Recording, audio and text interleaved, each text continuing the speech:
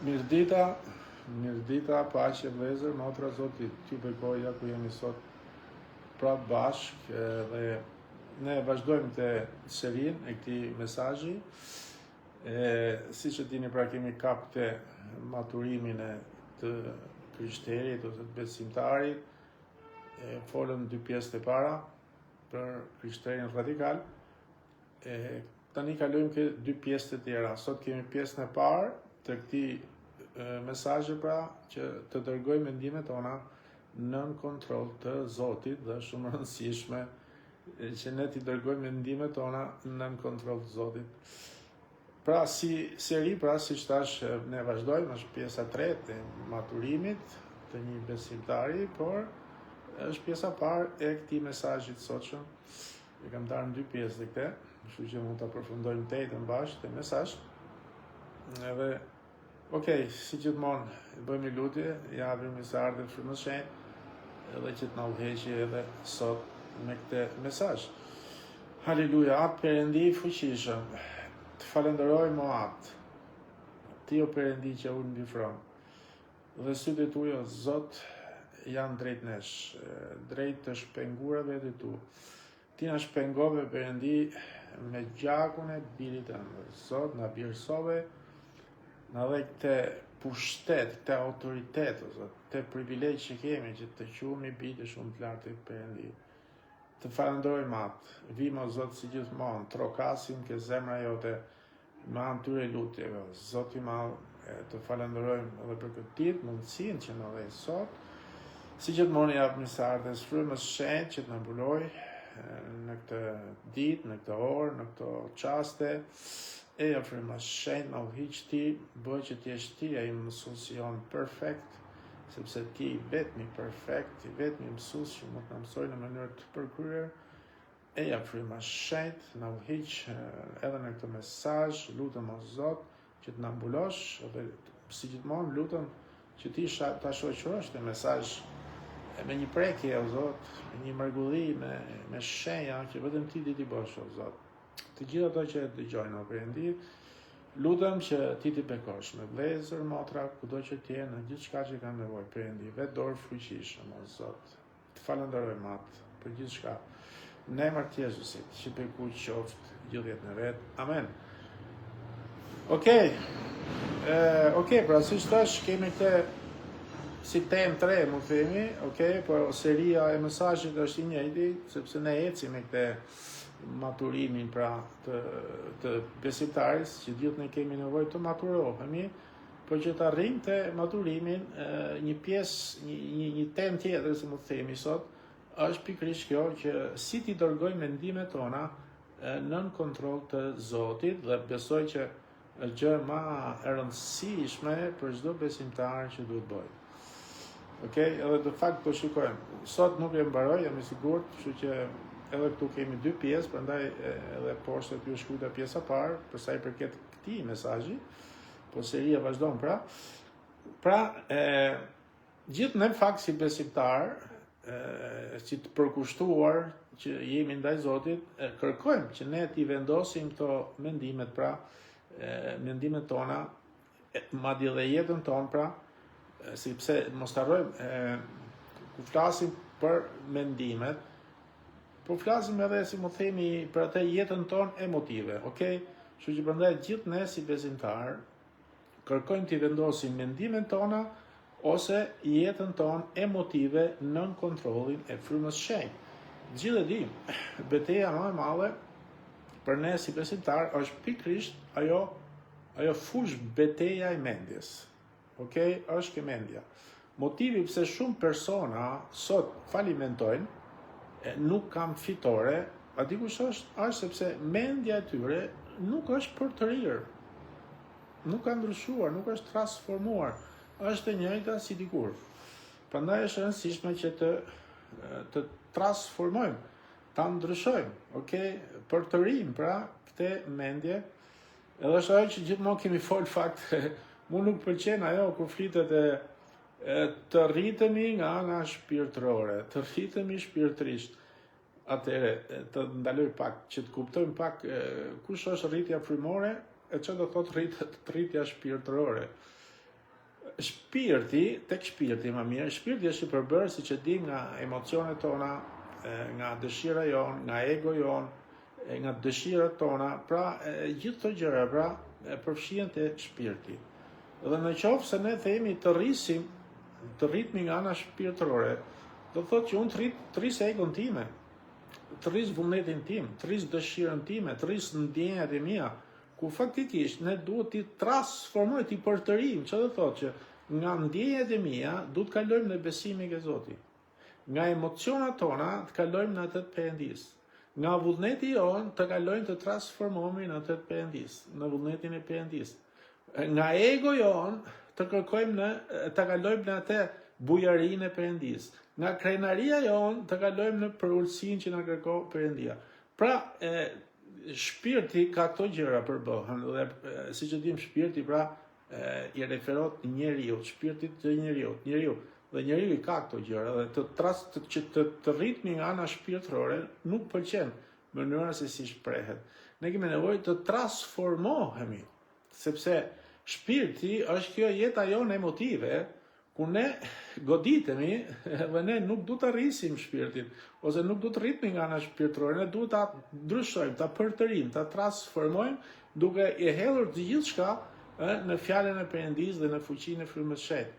Kurse të rritesh nga ana frymore, për shembull, të pranosh krahasitjen, do thotë që ti dikur bëje, për shembull, loja fati, sot ti je në një misionar, për shembull, ke ndryshuar mënyrën e të jetuarit, ose dikur lexoje libra, ku ta di, romanca, gjëra, sot lexo Biblën.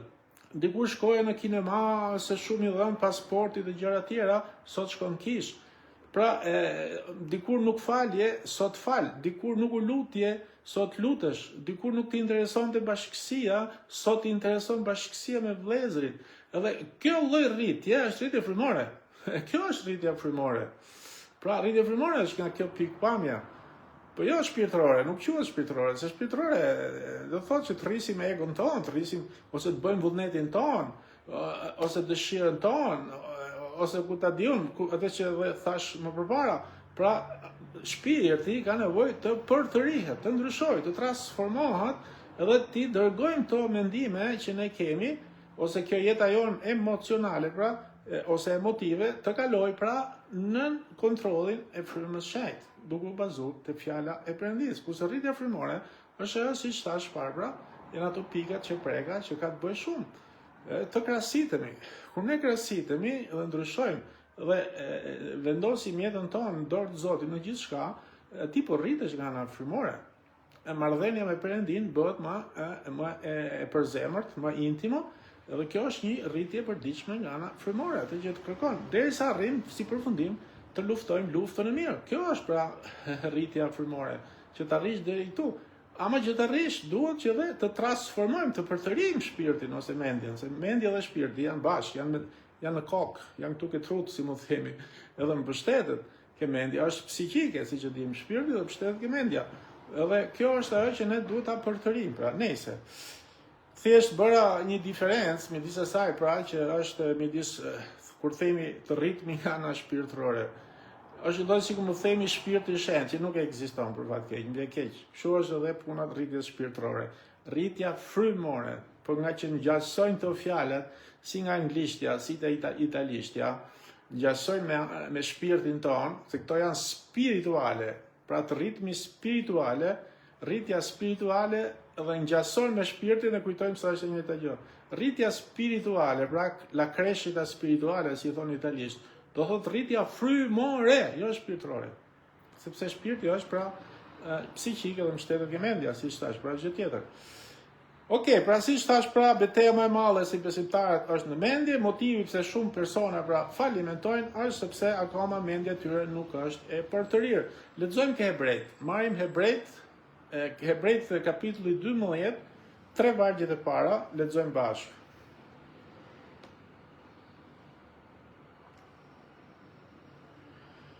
Atëherë, Hebrejt, kapitulli 12, 3 vargjet e para. Prandaj edhe ne, duke qenë të rrethuar nga një re kaq e madhe dëshmitarësh, duke hedhur tej çdo barr dhe mëkatin që na qarkon vazhdimisht, duke na joshur, le të rendim me durim në ullën që është përpara nesh, duke drejtuar sytë te Jezusi, kreu dhe plotësonjësi i besimit, i cili për gëzimin që i ishte përpara tij, duroi kryqin duke e përçmuar fyrjen dhe u ul në të djathën e fronit Perëndis. Kujtoni pra atë që duroi një kundërshtim të tillë nga ana e mëkatarëve kundër tij, që të mos lodheni dhe të likshtoheni në shpirtin tuaj. Kemi kujdes, i nënvizoni këto fjalët. Janë fjalët e fundit të vargu 3, që të mos lodheni dhe të likshtoheni në shpirtin tuaj. Amen. Pra, me fjalë tjera, mund të bëhemi të dobët, mund të bëhemi si besimtarë që jemi, ne mund të bëhemi të dobët nga ana mendore. Edhe pse jemi besimtarë, mund të bëhemi me mendje të dobët. Shumica e madhe e problemeve ndodhet pikërisht ke mendja. Edhe kalojnë në janë stres pastaj, sepse aty vinë mendimet e këqija. Dhe në fakt armiku, siç e di, çfarë shejtron ai? Shejtron mendjen tonë. Godet ke mendja jonë. Po e fitoj atë kampin e mendjes tonë, ai ka fitu gjithë jetën tonë, gjithë trupin tonë, kështu që prandaj këtu është edhe ajo që bën armiku. Pra shejtron gjithmonë, ka një shenjestër, e shejtron edhe mendjen tonë. Por në qoftë se atëre, duke qenë që është e mundur që të kesh të mendje dobët, por lajmi mirë është që është dhe mundur që ne të kemi edhe një mendje të fortë. Kështu që prandaj është vërtet që mund kemi një mendje të dobët, po është shumë e vërtetë që ne mund kemi atëherë edhe një mendje të fortë. Edhe në fakt në këtë mesazh duhet të flas si mund kemi të mendje të fortë dhe si mund t'i vendosim nën kontroll të Perëndis mendimet tona, që është shumë e rëndësishme. Ke letra parë e Pjetrit 1:13. Lexoj. Letra e parë e Pjetrit, kapitulli i parë, vargu 13. Prandaj, ngjeshni hijet e mendjes suaj, rrini zgjuar dhe mbani shpresë të plotë në hirin që do të vijë mbi ju në zbulesën e Jezu Krishtit. Haleluja. Pra, këtu na komandohet që të jemi të përmbajtur si besimtar që jemi, të jemi të matur e të jemi të kthjellët dhe të shpresojmë në mendjen, që ne mund të arrijmë këtë qëllim. Në kohët e lashta, siç e dim, për ato që kanë lexuar Biblën, mbanin të veshur njerëzit atëherë, mbanin të veshur një përparse të gjatë dhe në mes kishin një rrip, që ta mbante mbyllur këtë përparse, që kështu mos t'u pengonte edhe gjatë ecjes dhe t'u rrëzonte pastaj. Këtu Pjetri, pra kur Pjetri këtu thot që të ngjishni hijet e mendjes son, po thot që të vendosim një rrip, po jo ke brezi për të majtë përparse, po të vendosim një rrip nga ana frymore flas pra, në kokë, jo që të lidhim tani të vemi rrip me të vërtet kokë, po ta shpjegoj pastaj. Të vendosim një rrip në kokë si simbol, me kuptimin jo që ta bëjmë me të vërtet, po me vërtet tu për referohet Pjetri që ne të marrim në kontroll mirë mendjen tonë, pra, okay? Kështu që në këtë pikpamje Pjetri po thot simbolikisht, pra, që të vendosim në kokë një rrip për të mbajtur çfarë? Për të mbajtur të matur, të jemi të matur për mendjen tonë. Okay? Ta mbaj pra të komanduar, ta mbaj të matur mendjen tonë. Motivi pse shumë persona kanë probleme është sepse mendja e tyre është e hallakatur.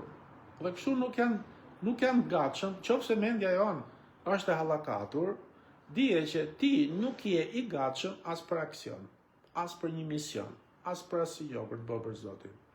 Sepse është shumë rëndësishme që ne përpara të mbledhim mendjen, ti vendosim këtë rripin, thojza, pra, jo që të vemi një rrip kokë, po të ngjeshim mirë mendjen tonë për me anë të fjalës Zotit, edhe kështu atëherë jemi të gatshëm. Për qofse ne e kemi mendjen të hallakatur, ne nuk jemi të gatshëm për aksion. Por tek hebrejt, siç e lexuam pra, ke 12 pam që nuk duhet të lodhemi për të mbajtur mendjen tonë të përmbajtur, nuk duhet të lodhemi që të mos likështohemi, se po u lodhëm, likështohemi. Ke fjalët e urta 23:7, lexojmë bashkë fjalët e urta 23:7. Çfarë thot Salomoni? Fjalët e urta 23:7 lexojmë, sepse ashtu si mendon në zemrën e tij, ashtu është ai. Ha dhe pi, do thot, por zemra e tij nuk është me ty. Pra jemi këtë fjalë të urtra 23:7. Ashtu si mendon në zemrën e tij, ashtu dhe ai është. Me fjalë tjera, atë që mendojmë, atë që ti po mendon tani këto momente, atë dhe ti je. Dhe duhet të dim këtë, një letër, se sa rëndësishme është, më pëlqen shumë motra, nuk du të flas tani të nxjerr emrat, që ku dëgjoj një mesazh, marr një letër të bardhë, një laps e marr shënime. Sa e rëndësishme është, okay? Kështu që një letër e bardhë me një laps në dorë janë më inteligjent se ne. Marrni mend, mos harroni. Një fletër e bardhë me një laps në dorë, ose ai që është i dhënë shumë mas shënimeve në gjithçka, këto shënime, kjo letër, ky laps është më inteligjent se ne, sepse kur i shënon gjëra të rëndësishme, nuk i harron kurrë. Okej? Në momentin që ti vetë shkruan, vetë ajo ngulitët më shumë mendje.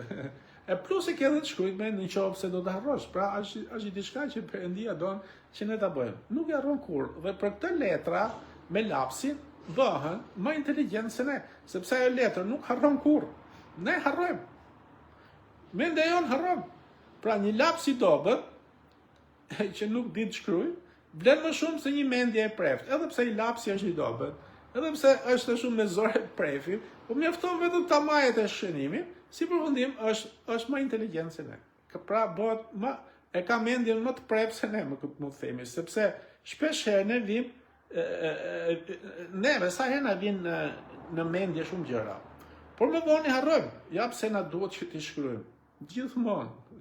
Lavdi Zotit, sot kemi smartphone-at në xhep, edhe unë vetë për shembull, nga herë kur Zoti më zbulon ai diçka, kur mendoj në një mesazh që do ndaj këtu për shembull gjatë javës, ditë përpara, e mendoj se si qyshte pam, më bjen zbulesa të reja, unë direkt e shkruaj. Kam celularin, ke Andresa, kemi Andresën sa dush aty, Messenger, ose ke Jona që kemi në WhatsApp, që kemi se cili nga ne ka dhe Andresën e vetë, emrin e vetë aty, i shkruaj, edhe ja, është shumë rëndësishme, sepse duhet i shkruajmë, sepse për ndryshe harrojmë. Në fakt, kur ne mbjellim një mendim që na pëlqen, atëherë ne korrim një aksion, që është i mirë.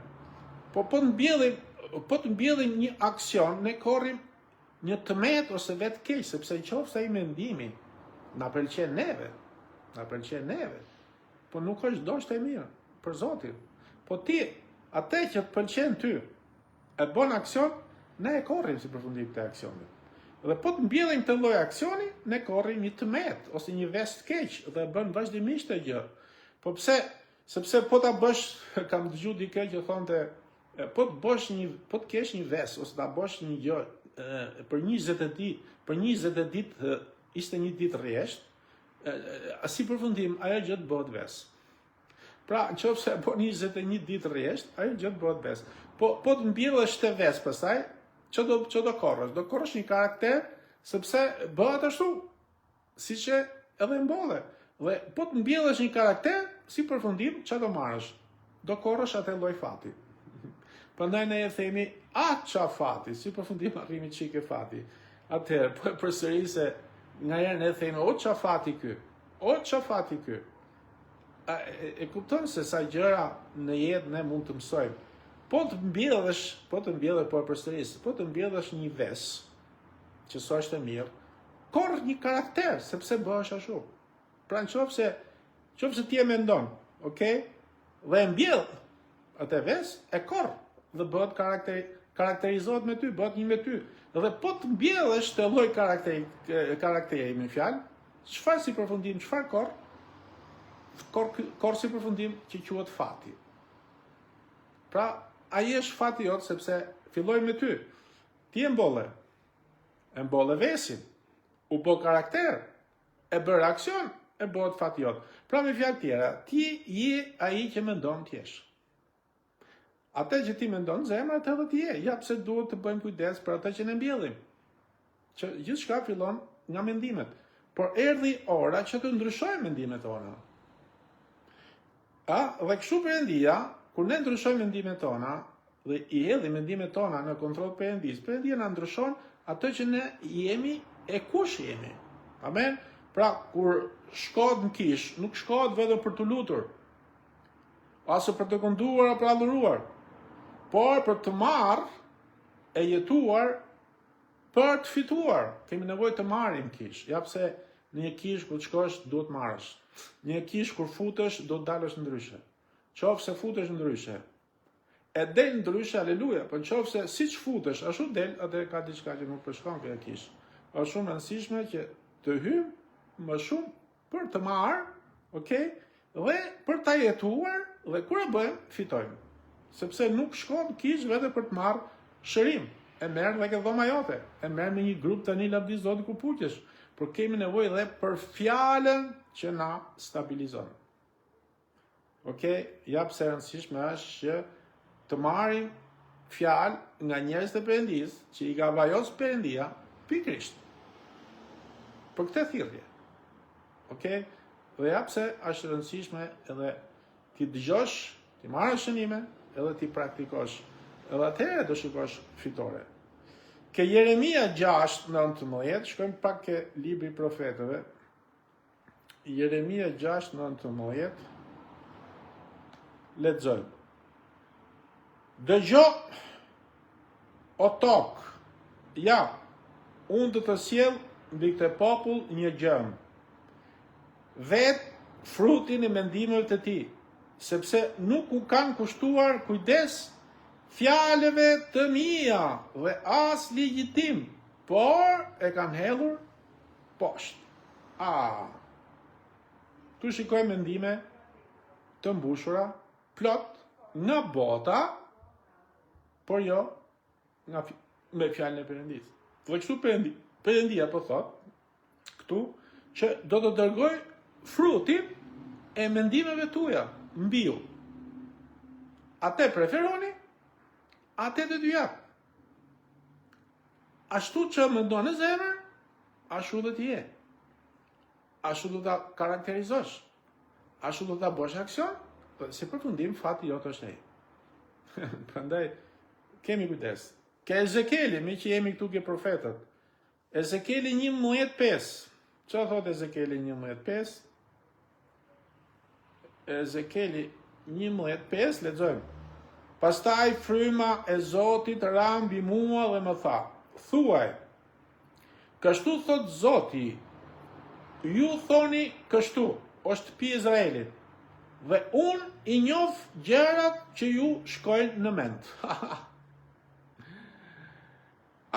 Zot, sa ka pëlqyer ky vargu dhe aty pastaj u dorëzova komplet Zotit, i thash, o Zot, kur ti më njihke edhe gjërat që mund vinë mendje, ku do shkoj më? Çfarë do bëj më nga vetja? Çfarë të sforcohem, çfarë të fshem aty unë? Sepse thot, dhe unë i njoh gjërat që ju shkojnë ndërmend. Jo ato që kemi vendosur ti bëjmë, por edhe ato që ne mendojmë ti bëjmë akoma pa i vendos mirë. Pra, tu shikojmë qartë që Perëndia njeh çdo mendim të mendjes sonë. Dhe kështu e imagjinoni vetë se me çfarë Perëndie kemi të bëjmë. Sa Perëndi i mrekullueshëm. Sa Zot i gjithdijshëm dhe i fuqishëm. Por Bibla thotë që Perëndia njeh mendjen tonë, o atë që hyn në mendjen tonë. Dhe ja pse kjo Bibël ka që të çmuar që na urdhëron që ne t'i dërgojmë mendimet tona nën kontroll të Perëndis, sepse shumica e këtyre mendimeve tona nuk i pëlqejnë Perëndis. Ja nga bota. Nuk ke ku të shkosh. Fjalë të urta, 17:20. Çfarë thot? Fjalë të urta 17. 20. Njeriu zemër shturur nuk gjen asgjë të mirë. Dhe ai që ka gjuhën e çoroditur bie në telashe. Pra, në fakt, nga versioni i King James, thot që njeriu zemër shturur nuk gjen asnjë të mirë. Kurse një version tjetër i Biblës thot njeriu mendje shturur nuk gjen asnjë të mirë. Pra, njeriu mendje shturur, kurse ai King James i thot njeriu zemër shturur, po siç thash parë, atë që mendon njeriu në zemër, atë dhe bën aksion, edhe në mendje. Në fakt King James thot njeriu zemër shturur, kurse versioni tjetër i Biblës thot njeriu mendje shturur, nuk gjen asnjë të mirë. Po si do të shkoj puna, kemi me të bë me të njëjtën gjë. Asgjë. Dhe kthehemi pak e vjata re, ke 2 Korintas 10.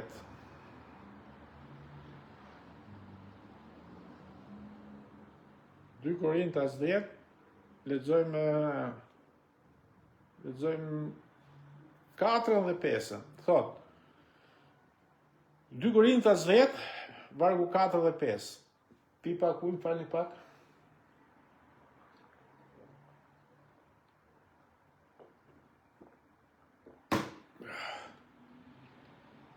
Sepse armët e luftës son nuk janë prej mishi, por të fuqishme në Perëndin për të shkatruar fortesat, që të hedhin poshtë mendimet dhe çdo lartësi që ngrihet kundër njohjes së Perëndis dhe t'ja nënshtrojnë çdo mendim dëgjegjes ose bindjes së Krishtit. Haleluja. Pra, armët e luftës son nuk janë nga mishi. Pra, që do thotë? Besoj që aq e qartë që ne nga vetja, pa frymën e shenjtë, pa fjalën e Zotit, pa Zotin me fjalë, ne nga vetja nuk mund të bëjmë asgjë. Sepse janë nga mishi dhe betejë është frymore. Atëherë çfarë? Kemi nevojë për fjalën e Perëndis, që është shpata me 2 prefme, që është shpata e frymës, mos ta harrojmë. Shpata e frymës shenjtë, do thotë nuk është as e jona. E përdor frymën shenjtë.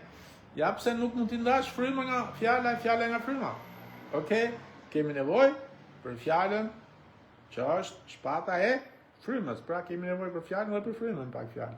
Dhe me këtë armë, me këtë fjalë, me këtë Bibël të çmuar, ne mund të mposhtim çdo fortesë në Perëndin, sepse nuk kemi të bëjmë thjesht me fjalë të shkruara dhe mjaft. Siç i ka shkruar Ariani, sikur i ka shkruar Ariani, se ka shkruar Ariani, te ka shkruar i mallërisht me fuqi. Ai që është suprem. Pra, por kemi të bëjmë me fjalë të gjallë dhe të fuqishme, dhe ky privilegj na është dhënë ne besimtarëve dhe jo ateistëve, dhe jo shkencëtarëve. Po na është dhënë ne besimtarëve, sepse Bibla nuk është vetëm një shpatë. Është shpatë, si përfundim e dim që nuk është vetëm një shpatë, por është dhe një mbrojtje. Shpata në fakt ç'o bën? Shpata edhe të mbron, që t'ja largosh shpatën tjetër ku gjumë bëm, të mbron, po edhe sulmon, edhe e dim. Po, kush janë fortesat? Janë ca fortesa që na godasin mendje. Po kush janë to? Ky vargu 5 tu pra thotë që janë arsyetimet tona në mendje, dhe dyta, dhe çdo lartësi që ngrihet kundër njohjes së Perëndis. Duam të hullim poshtë fjalën e Zotit, duam të hullim poshtë Perëndin. Dhe dim që kemi të bëjmë me një brez evolucionar që kapën shumë pra janë të lidhur shumë me këtë idenë e Big Bangut, ateista, shkencëtar që ka plot që nuk i intereson Zoti, agnostik, janë shumë, pra kemi të bëjmë me lloj-lloj kategorisht të ndryshme, mistik, ka dhe misticizmi, agnosticizmi, ateizmi, shkenca që janë në shumë. pra jetojmë në një periudhë të tmerrshme dhe këtu pra thotë që janë arsyetimet tona në mendje dhe çdo lartësi që ngrihet kundër njohjes së Perëndis. Okej, sipas studimeve e thonë ato dhe jo unë, okej, nuk e tham unë, sipas studimeve këtu nuk kam bëj fare unë, kam dëgjuar tani, thonë që 10.000 mendime na godasin ose vinë çdo ditë në mendjen tonë. Wow, 10.000. E vetëm mënyrë është kur ne vendosim atëherë mendimet tona nën kontroll Perëndis, sepse mendimet na godasin nga gjithë anët, edhe themi, ndoshta ishte Zoti ky. Jo, ndoshta ishte kjo tjetër. Kështu që prandaj kur ne vendosim në kontroll Perëndis, atëherë ndryshojmë gjërat. Okej? Pra, të kemi kujdes. Edhe gjë tjetër, jemi ne, sepse Zoti nuk thot që ta bëj Zoti këtë punë. Që të vija e ti marri mendimet dhe ti qoj ke fjala vetë. Po thot jemi ne, edhe duhet t'i hedhim ne këto mendime tona nën kontroll Perëndis dhe jo Zoti. Ta bëjmë ne. Jemi ne që duhet t'i vendosim këto mendime nën kontrollin e të plot fuqishmit. Por si mund t'i vendosim, si mund të vendosim e mendjen tonë nën kontroll të Perëndis? Gjëja e parë që na ka ndodhur para se ne t'u shpëtonim, ishte që fryma e shenjtë erdhi për të arsyetuar me ne. Është ajo që na bindi. Ishte fryma e shenjtë që ishte me ne. Atëherë, Isaia 1:18. Isaia 1:18. Isaia thot: Ejani pra dhe të diskutojmë bashk. Ha, sa më ka pëlqyer ky varg. Eja pra dhe të diskutojmë bashk, thot Zoti. Edhe si kur mëkatet tuaja ishin të kuqe flak, do të bëhen të bardha si bora. Edhe si kur të ishin kuqe të purpurt, do të bëhen si leshi. Eja pra, thot Zoti, të diskutojmë bashkë. Këtu Bibla thot që Zoti vjen para se ne të shpëtohemi e arsyeton me ne rreth kujt? Rreth mëkatit, rreth nevojës që ne kemi për Perëndin. Po çfarë po bën Perëndia në këtë mes me ne? Po na flet për mendjen tonë, që ne të ndryshojmë. Jemi ne që du të shkojmë këtë Perëndia. Hajde thot, eja thot, po të thirr. Ti tani zgjidhe me. Okej? Po flet tu për mendjen tonë që ne të ndryshojmë për të ndryshuar çfarë si përfundim? Mendimet tona. Dhe kur ne themi po, atëherë kjo do thotë që ne kemi nevojë të pranojmë Jezusin në zemrën tonë, sepse është vetëm mënyrë që ne të ndryshojmë. Nuk ndryshon asgjë, asnjë rrethan nuk mund ta ndryshojë. Gjithçka Zoti e fillon nga brenda, nga zemra. Edhe del jashtë, jo nga jashtë brenda. Me që jemi ke Isaia 55:7. Isaia 55 vargu 7 thot: I pabesi le të lërë rrugën e tij, dhe njeriu i padrejt mendimet e tij, dhe le të kthehet tek Zoti, që të ketë vepshmëri për të, tek Perëndia ynë, që fal bujarisht.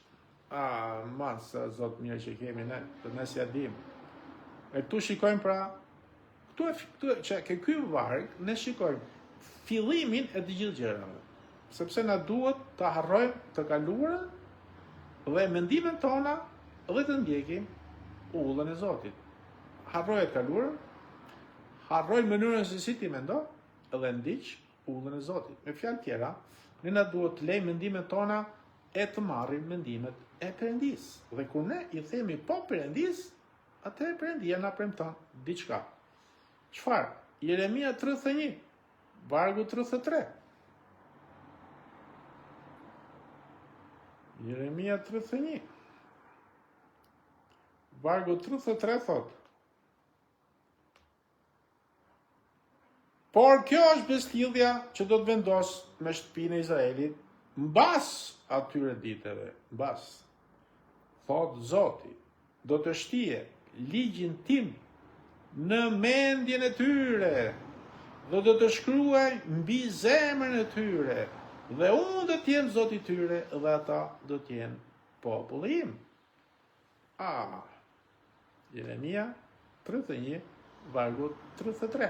Tu Perëndia po na thotë që nga sot e tutje ne duhet të jetojmë ashtu si Perëndia mendon, dhe jo siç e mendojmë ne, sepse siç mendojmë ne, ashtu jemi. Në qoftë se mendojmë si Perëndia, me Perëndin jemi. Në qoftë se mendojmë ne, jemi pa Perëndin. Pra, të ndryshojmë mentalitetin tonë, të heqim mendimet tona e të vendosim ato Perëndis. Dhe kjo ndodh vetëm anë të fjalës Perëndis dhe fuqisë frymës shenjtë. Pra, para se të flasim për të mbjellur, të flasim për të pastruar mendjen tonë, më parë. Pëlqen ajo që thotë ke Jeremia, fillim thotë për të shkatruar, për të rrëzuar, për të shëshuar, pastaj thotë për të mbjellur, për të korrur, për të lulëzuar. Pra, përpara që të mbjellësh, të korrësh, të lulëzosh, du të rrëzosh herë, du të rrëzosh to të vjetra, okay? Pra, të ndryshojmë mentalitetin, të heqim mendjen tona, të vendoset të Perëndis, dhe kjo ndodh vetëm anë fjalës dhe frymës. Pra, para se të flasim për të mbjellur, të flasim për të pastruar mendjen tonë përpara. Janë 3 gjëra që janë helm. Janë helm, nuk po tham kancer, po janë helm për mendjen tonë. Janë gjëra që na duhet t'i spostojmë patjetër. Ashtu si ai kopshtari, çapo kopshtari që heq bajën e keq nga lulishti i tij para se të mbjellë diçka, e pastron e lulëzon. Po ashtu edhe ne duhet të heqim bajën e keq nga mendja jonë para se mbjellim fjalën e Perëndis. Edhe pse ne jemi të shpëtuar, jemi në proces rilindje, kemi përsëri bajën e keq mendjen tonë, që duhet pastruar. Sa e kemi folë ne, se sa rëndësishme është ta pastrojmë fitilin e mendjes. Ashtu si kryepriftit e Dhjetës Vjetër, kur hyshin siç e dimë ke vendi shenjtë për të shërbyer Zotit, lashin duart, lashin këmbët i herë para se të hyshin, e gjithë veshjet gjëra, pastaj edhe kur hyshin brenda aty, gjëja e parë që shkoshin ishin pastroshin fitilin e llampës e para, dhe e dyta e mbushin llampën me vaj. Po ne, okay, më lavdi Zotit, ik. Pra, si shtash pra, kur hyn kryeprifti që ishin priftrit në vendin e shenjtë, pra, për të shërbyer Zotit, pastroshin fitilin edhe e mbushin llampën me vaj. Edhe ne të mbushim llampën tonë pra me vajin e frymës shenjtë në lutje, dhe të pastrojmë fitilin tonë me fjalën e Zotit për ditë. Edhe kështu mund të ndriçojë drita, se përndryshe nuk ndriçon. Pra, pavarësisht se jemi si thash të shpëtuar, jemi në proces rilindje, ndoshta edhe të rilindur, po sado prap mendimet na godasin, ose mund kemi akoma ndoshta të papastra në mendje. Kështu që kemi këtë bajën e keq në mendje, duhet ta pastrojmë të gjithë ne që të arrijmë pastaj në kompletimin e rilindjes. Duhet ta heqim. As mos ta mendojmë më. Pavarësisht se sa mëkat ke bërë në të kaluar, nuk do me ditë Zoti, harroje këto gjëra, okay? Pra ka shumë persona që kanë qenë të zellshëm, kanë qenë të ndërgjegjshëm para shpëtimit. Okay? Po ka tjerë që kanë paskryer shumë mëkate para shpëtimit. Por që të dy, si ato që kanë qenë të ndërgjegjshëm, si ato që kanë qenë të zellshëm, po edhe këto që kanë bërë mëkate, të dy palët, kur vinë në Krishtin, duhet pastrojnë mendjen nga ky bar i keq. Se përndryshe nuk arrijnë procesin ose kompletimin e rilindjes. Pra, a ke qenë një praktikant një feje, apo jo? Mendja duhet pastruar nga ky, si ta qenë, ky manastiri, me që kanë qenë fetar, ose ky kuvend fetar që kanë hyrë në ne. Kështu që të largojmë edhe nga kjo pikpamje fetarizmit, religionit. Janë shumë mendime, rite, gjëra, praktika që i kemi marrë ndoshta nga fejet ku dhe ishim, ose kemi marrë nga bota, si thash, nga ana tjetër. Një lloj duhen pastruar me anë fjalë e Zotit, si një grup e grupi tjetër. Pra, sa do të ndershëm keni qenë, por në qoftë se nuk jeni prekur nga fryma shenjtë që t'ju shty, që të zhytin e ke fjala, prap ajo mbetet një mendje mishi. Ju rroft besimin, sepse çdo mendje fetare është e mishit. Okej? Pra, janë tre gjëra, po megjithatë janë tre gjëra që duhet t'i shkulim nga mendja jonë, po këto tre gjëra, se kemi goxha për të folë, do t'i diskutojmë ditën e njëjtën, radhën tjetër. Se besoj që përmjaft edhe sot, edhe kështu që i prekim të tre gjëra pra që ne do t'i diskutojmë ditën e njëjtën, ja pse ndava në dy pjesë, sepse është dhe logjike të marrim aq sa duhet, edhe pse goxha ka shku, gati 45 minuta, po janë dhe 45 tjera, kështu që nuk e dalim dot, absolutisht, edhe kështu që prandaj shkruajta pjesa parë, kështu që shihni ditën e njëjtën, edhe mos e humbisni që të dini pra çfarë janë ato tre gjëra që duhet i shkulim nga mendja jonë.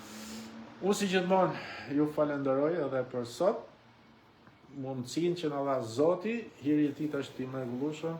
Për çdo koment, për çdo lutje, për çdo mbështetje, Zoti t'ju bekoj dhe shihni rast tjetër. Mirupafshim.